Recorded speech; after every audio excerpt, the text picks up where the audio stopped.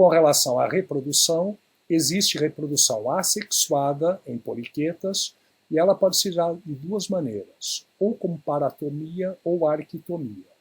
Na verdade, as duas são muito parecidas e o que vai variar é apenas o período ou quando vai ocorrer a regeneração, se antes ou depois dos novos indivíduos se destacarem.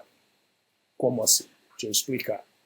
Imagina que você tem uma larva, uma trocófora, que está lá nadando feliz na água e de repente ela viu um ambiente ideal e resolveu assentar. Então ela vai para o substrato, afunda e sofre metamorfose.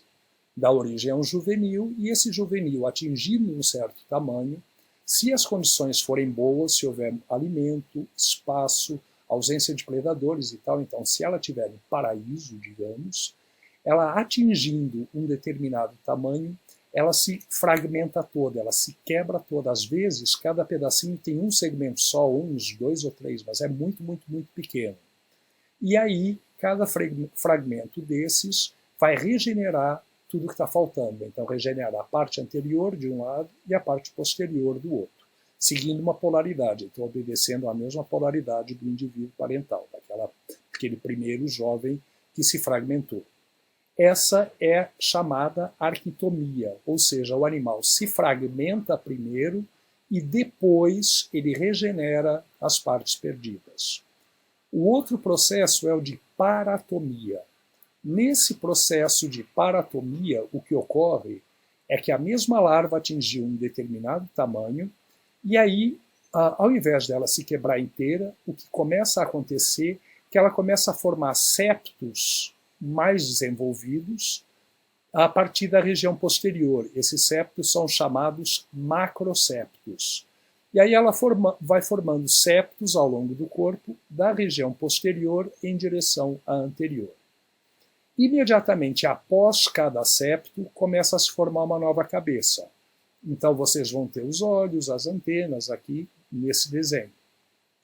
E aí tem um segundo septo, forma-se uma nova cabeça aqui. Outro septo, uma nova cabeça. Esse septo acabou de se formar, porque os septos se formam da parte posterior para a anterior. Esse acabou de se formar, então aqui vai se formar uma nova cabeça.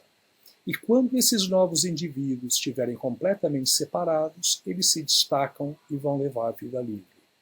Ou seja, na arquitomia, primeiro o animal se fragmenta e depois regenera. Já na paratomia, primeiro ele forma o que está faltando, que seria a cabeça, e só depois é que ele se destaca. Então esse aqui é o mecanismo, mas em qualquer dos dois você tem como resultado que uma larva chega a um determinado local, ela se instala num determinado local, e em pouquíssimo espaço de tempo ela dá origem a uma série, pode ser um número muito grande, de novos indivíduos geneticamente iguais. Então, indivíduos que seriam praticamente clones, ou clones, verdadeiramente. No caso da reprodução sexuada, então, os poliquetas, primitivamente, todos os segmentos deles seriam férteis e seriam dioicos, ou seja, sexos separados. Isso é diferente de critelados. Uma das sinapomorfias de critelados é exatamente serem hermafroditas. Os poliquetas seriam dioicos, então, salvo raras exceções que se considera que são adaptações secundárias, mas a grande maioria dos poliquetas é dioica, tem sexos separados. E todos os segmentos seriam férteis.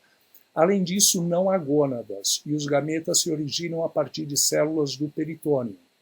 Então, os gametas têm origem mesodérmica, e esses gametas vão maturar livres dentro do celoma. Vejam, essa é a lâmina de um poliqueta nereidídeo, que vocês veriam na aula prática, e ela está aqui nesse slide exatamente para mostrar essas células grandes, roxas, que são gametogônias, maturando livremente dentro do fluido celômico, dentro da câmara celômica. Se esse indivíduo for macho, essas são gametogônias darão origem então a espermatogônias e a espermatozoides. Se for uma fêmea, as gametogônias darão ovogônias e óvulos. Não ocorre, então, formação de gônadas, mas, muitas vezes, As células peritoneais especializadas para formar essas gametogônias são células de uma única região. E essa região pode ser chamada, entre aspas, de uma gônada. Mas gônada típica, que seria aquela estrutura diferenciada, isolada do resto, destacada e tal, com os gametas maturando dentro dela, isolados do resto do fluido celômico, isso vocês não encontram em poliqueta e encontram sim em clitelados. É a sinapomorfia deles.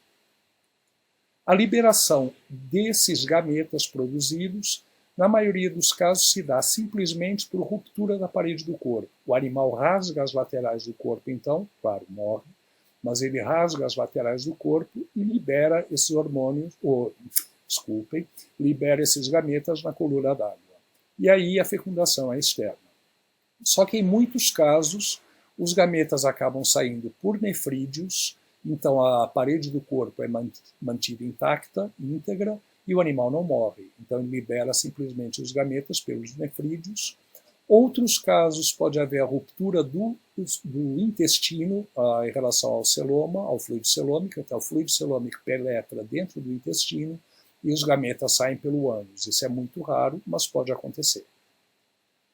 E o controle hormonal dessa reprodução sexuada, ele dá-se através de secreções, neurosecreções, que são inibidoras em altas concentrações. Então, as larvas têm essas substâncias numa quantidade assim imensa, então numa dosagem altíssima. A partir do momento que ocorre a metamorfose, vai diminuindo até cessar completamente a produção desses hormônios, então essas neurosecreções vai diminuindo a concentração no sangue ou fluido celômico do animal, até que diminui tanto que atinge um limiar a partir do qual ela não inibe mais a formação de gametas. Então, a partir daí, células peritoneais se destacam do peritônio, vão para o interior da cavidade celômica, se diferenciam em gametogônias e aí vão produzir ou óvulos ou espermatozoides. Os animais maduros muitas vezes têm o celoma completamente preenchido por gametas. Como eu disse, primitivamente todos os segmentos seriam férteis, então o corpo inteiro seria fértil, mas ao longo da evolução em muitos grupos foi havendo uma redução desse número de segmentos férteis. Então vocês veem aqui dois exemplos de sabelídeos, desses que tem o penacho. Nessa espécie daqui, todo o tórax é fértil e todo esse celoma está preenchido por óvulos, é uma fêmea. Vocês sabem que é óvulos porque são grandes, são bolinhas, enquanto nesse outro sabelídeo, que é um macho, e você sabe que é macho porque você não vê bolinhas, então o que você vê é só uma coisa de aspecto leitoso, isso seria se o animal estivesse vivo, mas você não vê gametas individualizados, então eles são espermatozoides, e no caso desse é apenas uma região de um único segmento que é fértil, que é essa região aqui.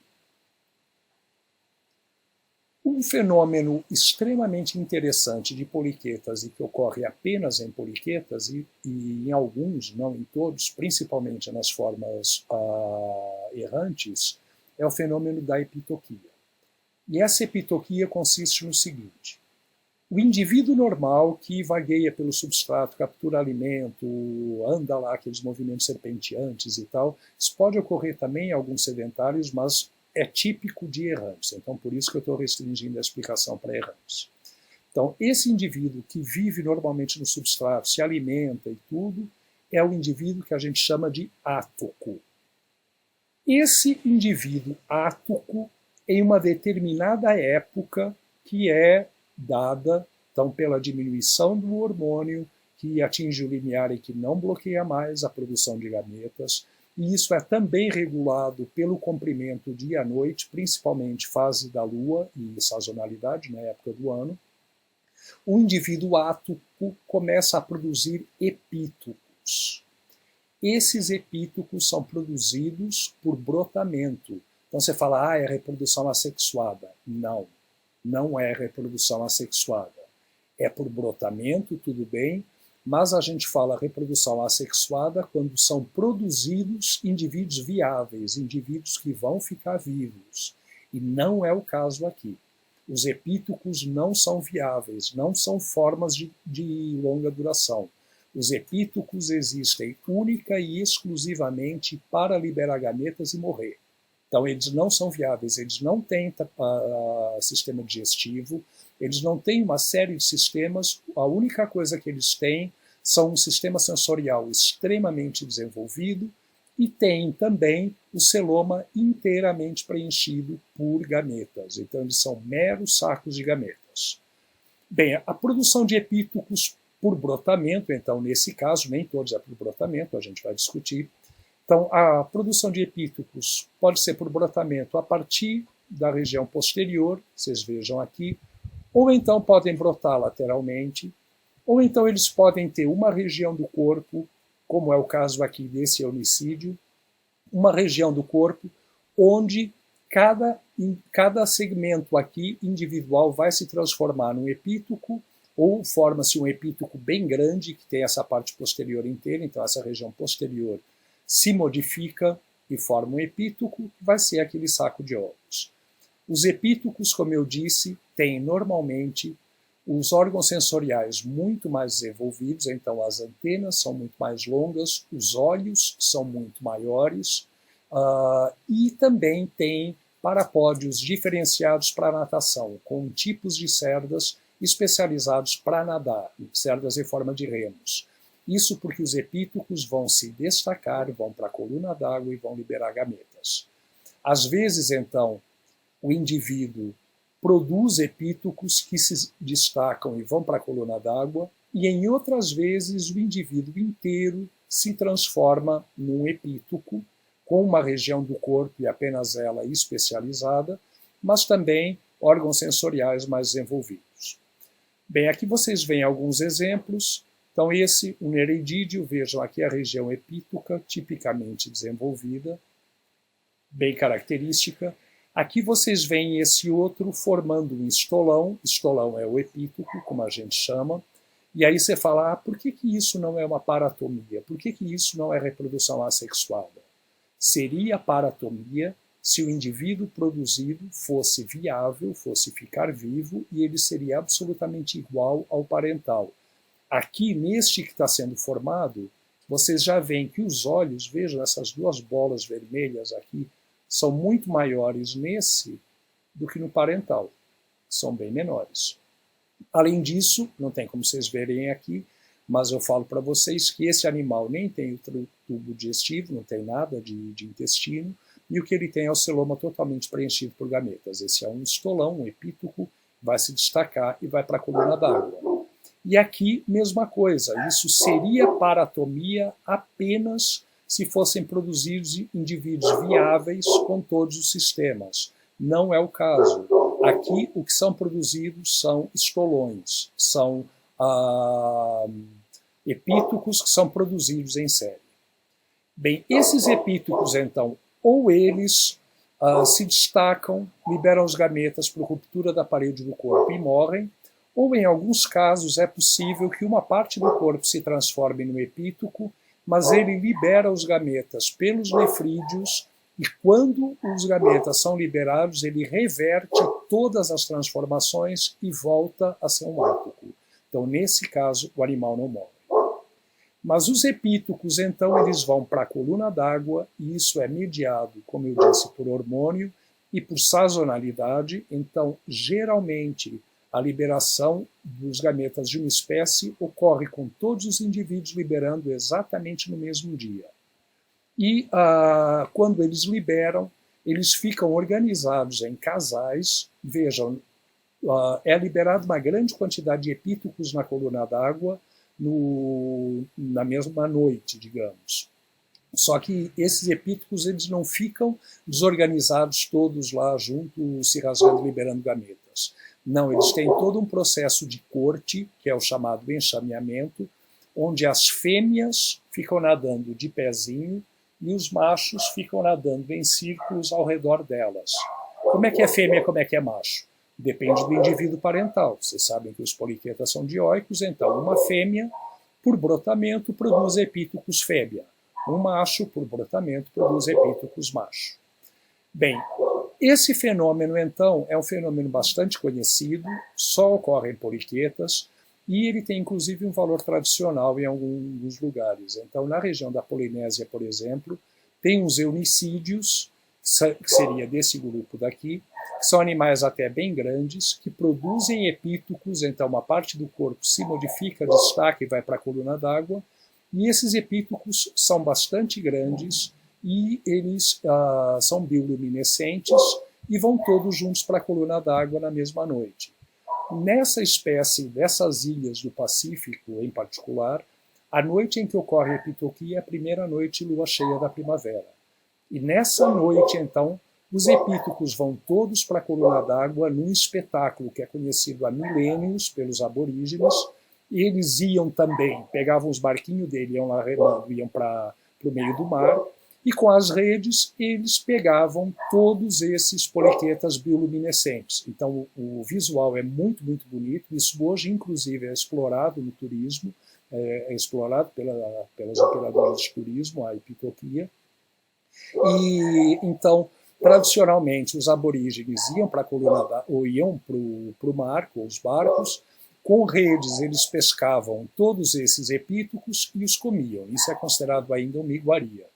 Para o animal, isso não tem problema absolutamente nenhum, porque os epítocos não são indivíduos de longa duração. Eles simplesmente se rasgam, liberam os gametas e morrem.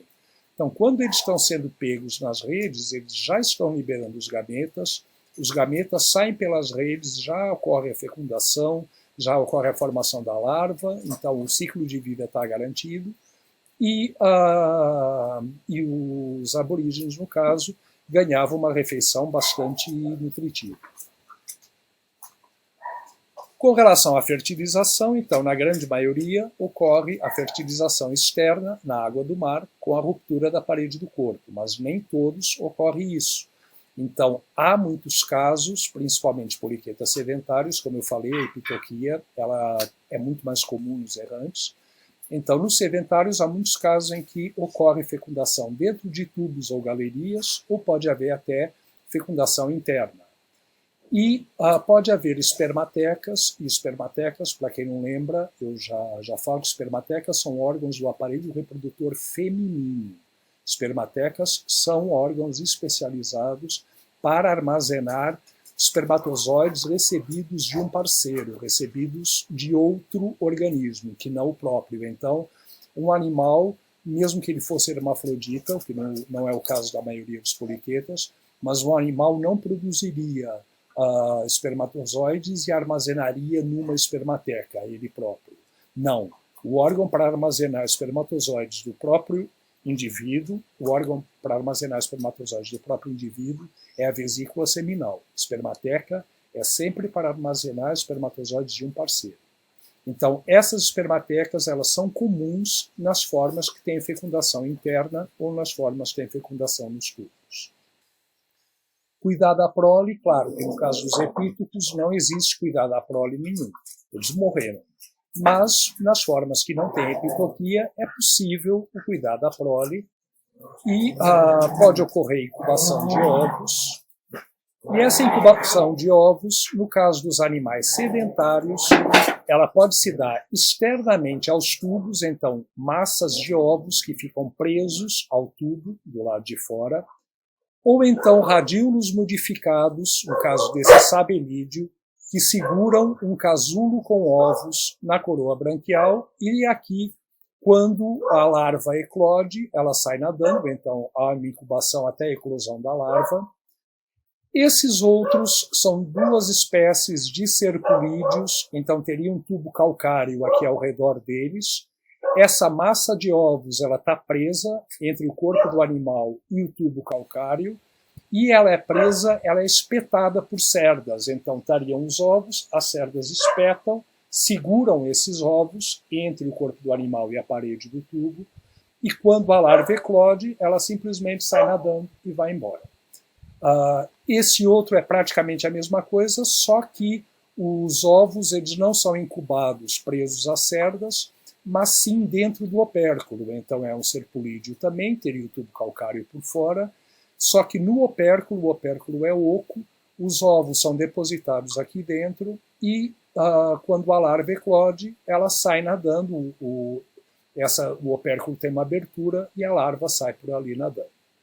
Então, eles podem ser externamente aos tubos em alguns sabelídeos, serpunídeos e maldanídeos, que é uma outra família. Na coroa branquial, o exemplo é esse sabelídeo. No opérculo, serpulide. Internamente, dentro dos tubos, pode ser tanto em sabelide, quanto em serpulide, quanto em ciboglinide, que é uma outra família, que já foi inclusive um filo, era o antigo filo Pogonófora.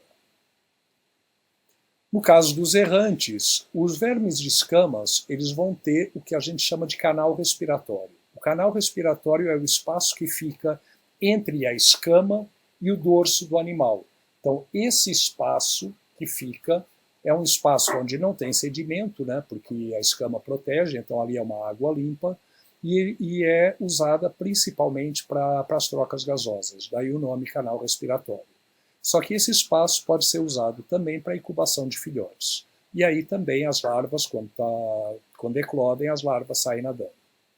Muitos cilídeos são aqueles então que têm o proventrículo, que fazem aquela sucção dos fluidos internos de uma presa ou hospedeiro, mas muitos cilídeos têm também incubação de ovos, e seja dorsalmente, e quando é dorsalmente, essas cerdas os ovos são espetados por cerdas, então é o mesmo caso dos serpulídeos, quando a larva eclode, ela sai nadando, ou pode ser também internamente, pode ser, isso é quando é incubação no lado dorsal do animal, e pode ser também no lado ventral, como no slide que a gente vai ver a seguir.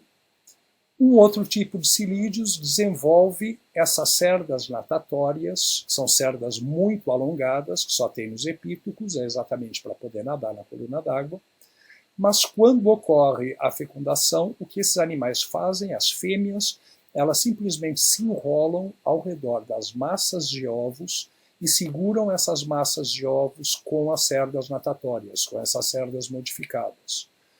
Essa fêmea fica então sem comer, sem se mover, durante o tempo necessário até a eclosão desses ovos. As larvas saem então nadando e o indivíduo parental acaba morrendo, logo depois do nascimento dos ovos. Um outro tipo, então, alguns cilídeos incubam os ovos no lado ventral do corpo, ao invés do lado dorsal, e aí é uma coisa que eu chamo de ectoviviparidade. Sou eu que chamo, o nome não existe, por isso eu pus aqui entre aspas, fui eu que inventei esse nome. Ecto, porque é fora do corpo, vivíparo, porque há transferência de alimento da mãe para os filhotes. Como é que ocorre aqui? Vejam, esse é um aspecto muito comum de encontrar em indivíduos desse grupo de cilídeos. Você vê um indivíduo parental e vê um monte de indivíduos saindo lateralmente e qualquer pessoa olha para isso na hora e fala, olha o brotamento, ele está brotando. Não, não existe brotamento em poliquetas, a não ser para a formação de epítocos, que, como eu disse, não é um estágio duradouro, então não pode ser considerado uma reprodução assexuada. Mas não existe brotamento como esse que a gente está vendo aqui. O que ocorre é o seguinte, os ovos são eliminados pelo nefrídeo.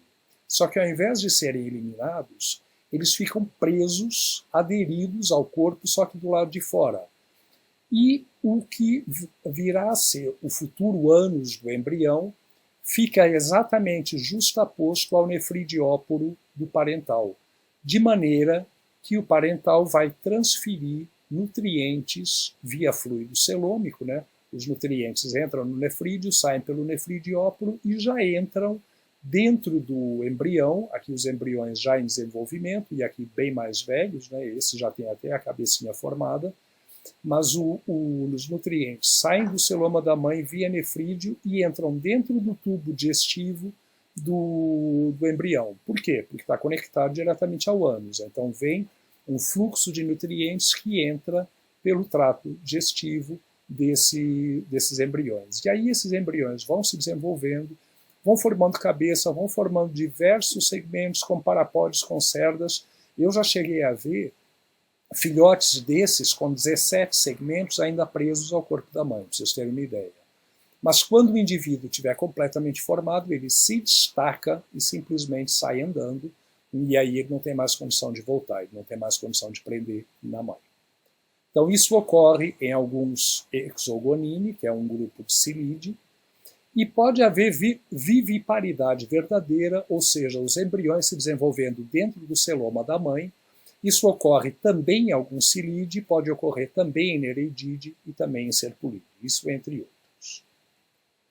Com relação ao desenvolvimento, então a segmentação aqui é espiral, esses animais pertencem àquele clado que é o chamado clado Espiralia, que são todos têm segmentação espiral, e essa segmentação espiral ela é determinada, se vocês lembrarem, as células do embrião têm um destino fixo, estão todas mapeadas, estão todas nomeadas, eu dei até para vocês na aula de introdução à bilatéria o modo como essas células eram nomeadas.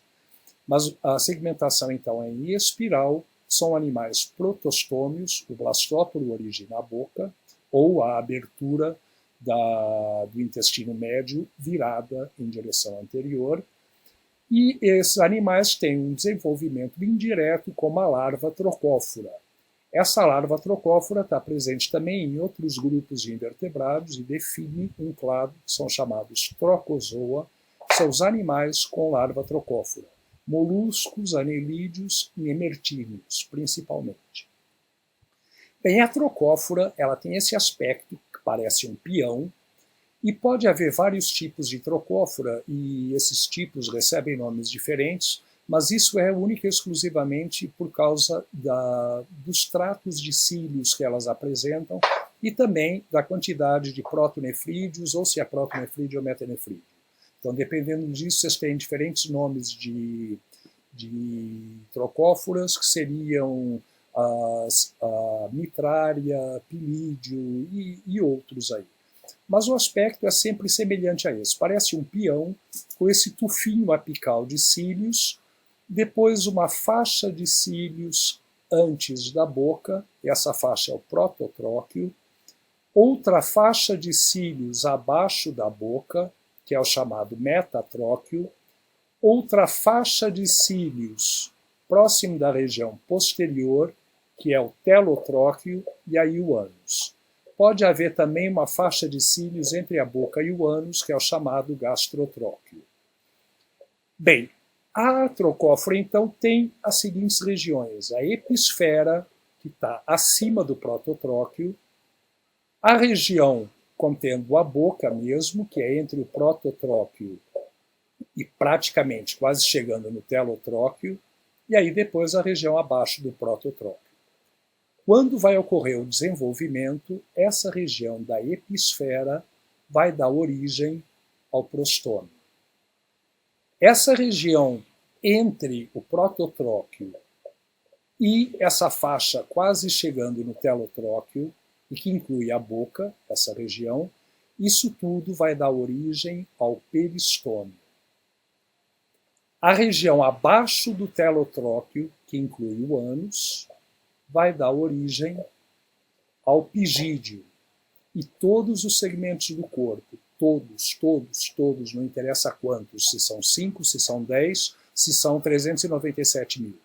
Todos os segmentos do corpo se originam dessa região aqui da larva trocófora, que é a chamada zona de crescimento, que vai brotando segmentos sempre em direção anterior. Então ela vai produzindo novos segmentos por aquele método que vocês viram na aula de introdução à bilatéria, formação de celoma por esquizocelia, adição de segmentos por um crescimento teloblástico, um crescimento sempre a partir da região posterior, que são características compartilhadas entre anelídeos e artrópodes, e acredita-se hoje que seja convergência, porque anelídeos e artrópodes são bem longe filogeneticamente, de acordo com os modelos atuais.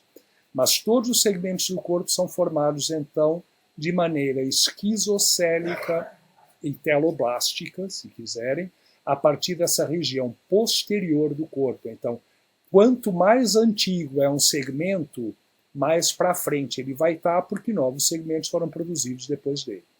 Então, esse crescimento é típico de anelídeos. Então, por isso é que eu falei para vocês logo no início que prostômio, peristômio e pigídeo não são segmentos verdadeiros.